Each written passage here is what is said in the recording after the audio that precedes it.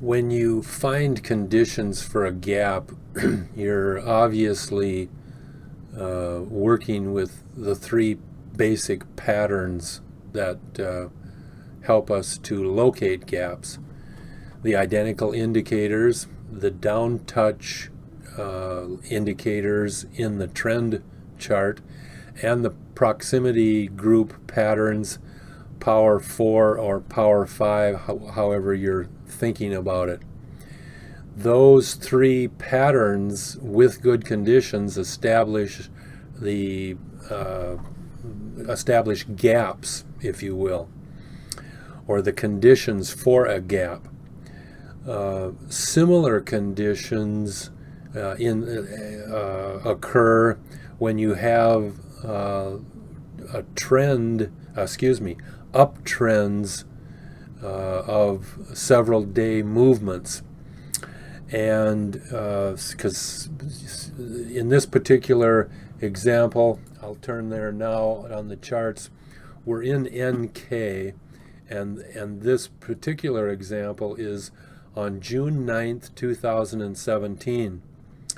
And just for your information, I think I counted 14 BOC patterns and on the vertical green line, and then trend green down touched the pink line, trend red down touched the 0 line, and trend gray came up, but gray is at 0.08. So in other words, it's just above the 0 line.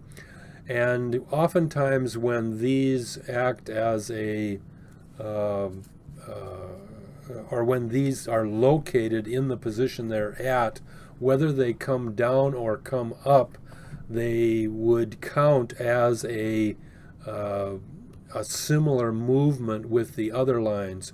So in other words, it's coming up, but it's just above the 0, so it's like it's a down touch 0 line. And I say that simply because you would then have a triple down touch, and the reaction that we get is pretty strong. The power indicators, the power 4 are the pink, blue, white, and yellow. They are in a typical formation. They're all above the power orange, and Zion is under the power orange. And if you've had a chance to listen to any videos on gaps, you know that that is a very key location pattern for gaps, with Zion under under power orange, and with the power 4 above power orange. It's location divergence.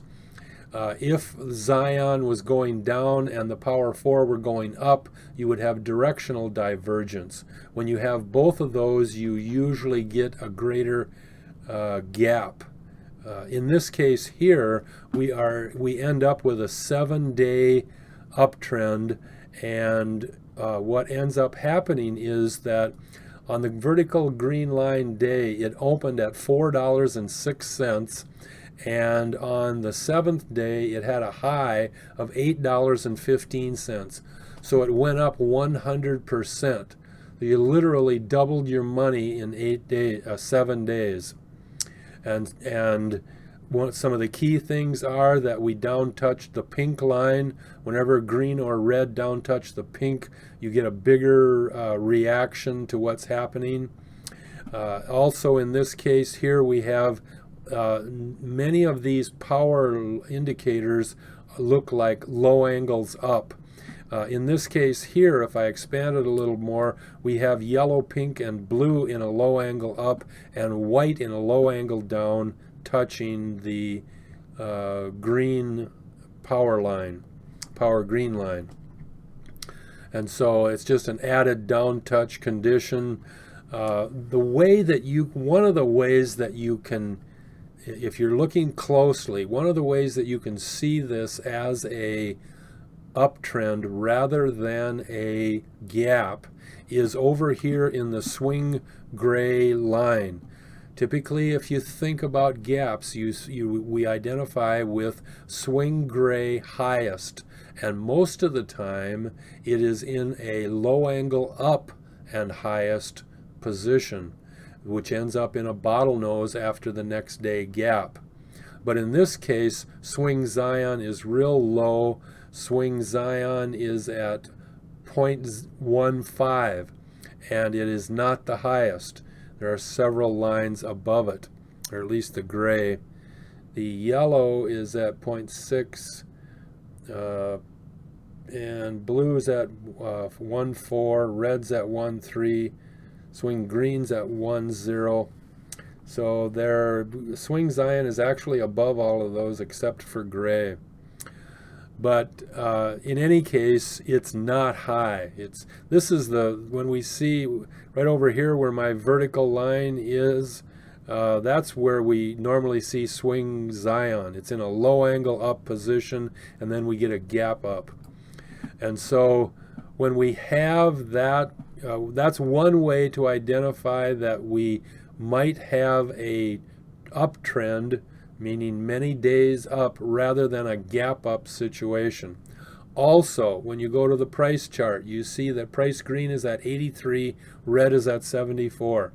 We love it when the price line, red and green lines, are above 120. That's the best scenario for gaps. Above 110 works fine, even above 100 will work good. But 120 seems to always work real well with price green and red above, or at least one of them above 120. So those are a few of the ways that we can identify with potential gaps, or excuse me, a potential uptrend versus a gap. The similarity in the power chart with power Zion under the orange and the power 4 above the orange, that's very typical location pattern or divergence pattern for the gap up situation. In this case, we didn't get a gap up. We actually, if we move this line back one day and we look at this right here, we've got a down touch, red down touching the yellow, gray is down touching under 0, and green is, although it's above it, trend green is at 37, trend blue is at 32. That's 5 points away from the blue, so the green actually qualifies as a down touch. So I've got a triple down touch right here on this red candle day, the day before the one we were talking about. And I look at my patterns. I've got a TOC pattern in many of my 1 or 2 day TOC pattern in many of my indicators. And so potentially, without totally, I just got to assume I got enough identical indicators, and so I potentially have got a gap up situation right here on this day as well, with all things considered. And even though, like here, on this day here it closed at 412, the following day it opened at 406.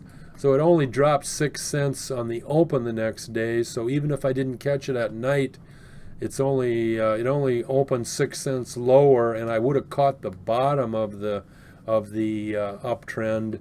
Obviously, it would have been no gap, but it's potentially occasionally you can see the difference between an uptrend and a gap, but not always. This primarily had all the qualifications of a gap up. We had the low angle down in the trend red and green, so that's you scratch your head on that one. You're not sure what's going to happen there. You also had the low angle ups in the power 4 lines, so that was a factor. But the key one was probably in the swing Zion line, being that it was practically at zero rather than real high. So, but even so, it's great to catch an uptrend. You don't have to catch all the gaps. You can't possibly catch all the gaps. There's just too much stuff going on. But you can set scans that'll pick up a huge number of these gaps, and of course finding those gaps within the hour before the bell is critical. And again, I'll mention the 330-minute formula for finding gaps. It's 1 hour. There's 390 minutes in a normal 6.5-hour trading day, and if you set your scans and stuff at 330 minutes, you can pick those up an hour before the close and find your gaps prior to the closing bell.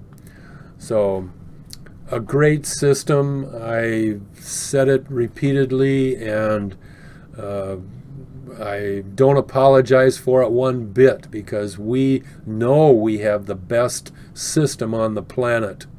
We don't necessarily have the best ability to get our word out and tell people about it, but if individuals will spend time enough and look at what the system does with the three-step formula, and we always have a trade with a high probability scenario. We never trade anything except high probability trades. It's the only way to go. We find the pattern. The system has 20 some patterns up and 20 type patterns down, and over 20 in each category. We pick those, we use those patterns, we analyze them, we pick the good conditions for those patterns, we verify those conditions, we use the signal to make the selection on timing to get in or out of the stock.